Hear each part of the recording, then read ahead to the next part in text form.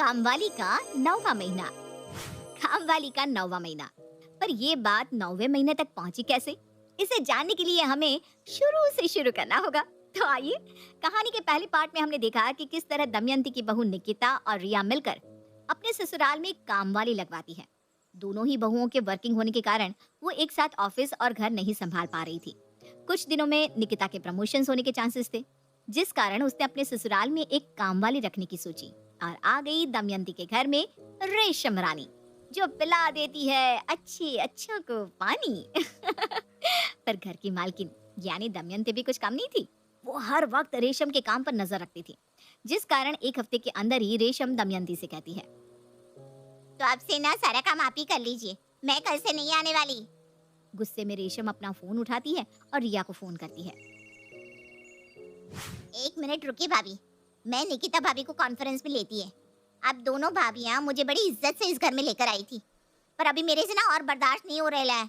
आपकी सास तो मेरे सर पर ही बैठी रहती है, मैं यहाँ पे और काम नहीं कर सकती। देख, अभी काम छोड़कर मत जाओ, मैं तुम्हारे आगे हाथ जोड़ती हूँ। फोन स्पीकर पर तो नहीं है ना? नहीं नहीं है। देखो, 12,000 की जगह 13,000 देती हूँ मैं आपको। अब तो ठीक है ना? रुक जाइए ना आंटी जी। आप दोनों भाभियों को ना बड़ा मानती हूँ मैं, इसलिए रुक रही हूँ, वरना रुकती नहीं, यहाँ बता देती हूँ। और 7 दिन में छठी बार काम छोड़ते छोड़ते रेशमा रुक जाती है। और इसी तरह ताना बाना, भाग दौड़ और क्लेश से किसी तरह 9 महीने बीत जाते हैं। रुक जाइए ना दीदी, मम्मी जी का क्या है, वो तो हर बार कुछ न कुछ बोलती रहेगी। आप उन्हें अवॉइड कीजिए ना। देखिए, मैं अब से ना आपको 20,000 की तनख्वाह देती हूँ, बस अब तो रुक जाइए। पैसे की किसे लालच है भाभी, वो तो बस आप दोनों बहुओं का मुंह देखकर रुक जाती है मैं, वरना जैसी आपकी सास है ना, तौबा तौबा। बस एक बात कह देती है, नाश्ते के बर्तन आप लोग खुद ही सफा कीजिए, मुझसे नहीं होने वाला। और रात को मेरे को गर्मा गर्म फुलके चाहिए, ठंडा खाना खाकर घर में खाती हूँ तो मेरा पति मुझसे कलेश करता है। ठीक है दीदी, आप टेंशन मत लीजिए। रात को आपको गर्मा गर्म खाना परोस कर खिलाने की जिम्मेदारी आपकी, रिया की, बस। जैसे जैसे वक्त बीतता जा रहा था, रेशम के नखरे भी बढ़ते जा रहे थे। अब वो घर की नौकरानी कम, मालकिन ज्यादा लगने लगी थी। एक रात जब रेशम आराम से टीवी के सामने बैठकर खाना खा रही होती है और रिया भाग भाग कर उसके लिए रोटियां लाकर उसके प्लेट में रख रही होती है, उसी वक्त निकिता के बॉस वहां आते हैं। नमस्ते आंटी जी, बहुत अच्छा काम करती है निकिता ऑफिस में। करेगी ही बेटा, संस्कार जो इस घर के हैं। और तभी दमयंती गुस्से में अपने कमरे से बाहर आकर निकिता के बॉस को कहती है, अरे बेटा, मैं हूँ निकिता की सास, ये तो हमारी काम वाली है। Oh my God, I am so sorry. जिस तरह से इनकी खातिरदारी हो रही थी, मुझे लगा यही सास होंगी। कुछ दिनों से तो हमें भी यही लग रहा है बेटा। अच्छा, तुम खड़े ही रहोगे क्या? आओ बैठो। नहीं नहीं, मुझे भी देरी हो रही है, मेरा भी तो घर है अंकल जी। ऑफिस में बॉस हूँ पर घर पर नहीं। आज निकिता ऑफिस नहीं आ पाई थी, उसकी प्रमोशन का लेटर आ गया है फाइनली, वही देने आया था। कांग्रेचुलेशंस निकिता। निकिता की खुशी का कोई ठिकाना नहीं रहता। जिस प्रमोशन के लिए वो रेशम को अपने घर लेकर आई थी, वो आज जाकर हो ही गई।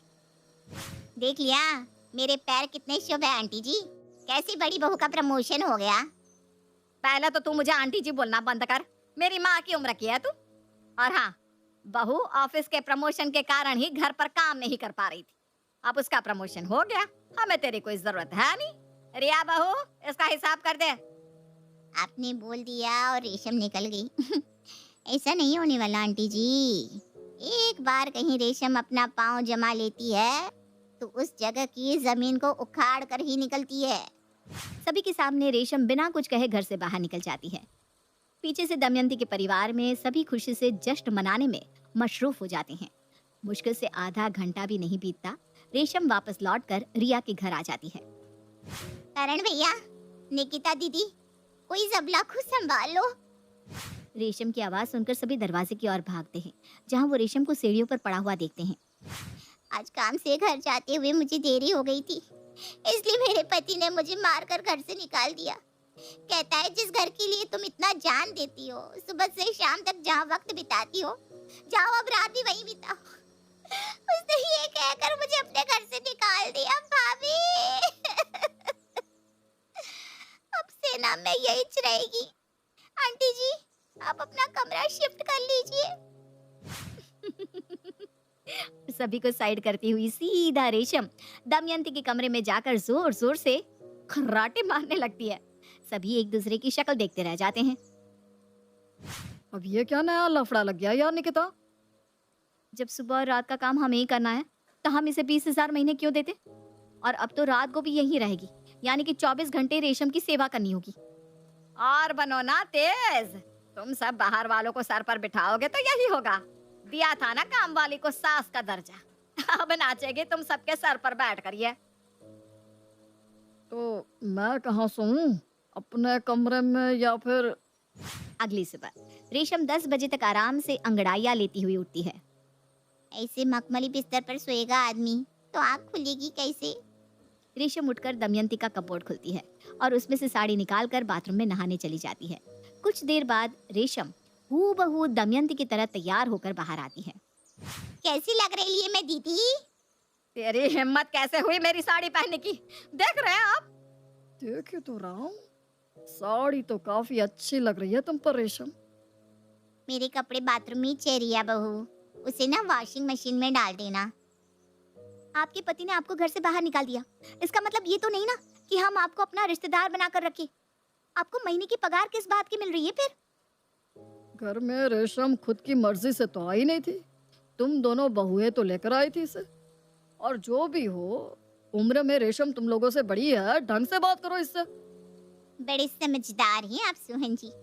छुट्टी का दिन है बहू, सब साथ में घर पर है तो जितना मीठा माहौल रहे उतना ही अच्छा। चली सी बात पर निकिता बहू, मेरे को जरा गर्मा गर्म फुल्की तो खिला दे। न जाने किस वक्त तेरे प्रमोशन की बात शुरू हुई निकिता, जो ये हमारे पल्ले पड़ गई। जहाँ काम वाली पूरे घर का काम करती है, वहाँ निकिता के घर पर सभी घर वालों को मिलकर काम वाली का काम करना पड़ रहा था। और ये मामला यहीं खत्म नहीं होता। कुछ देर बाद निकिता के नंबर पर कॉल आता है।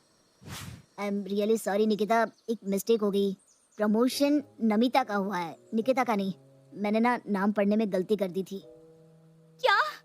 हाँ, इनफैक्ट तुम्हारा वर्क तो हमारे क्लाइंट्स को इतना ज्यादा बुरा लगा है कि हमें तुम्हें काम से निकालना होगा।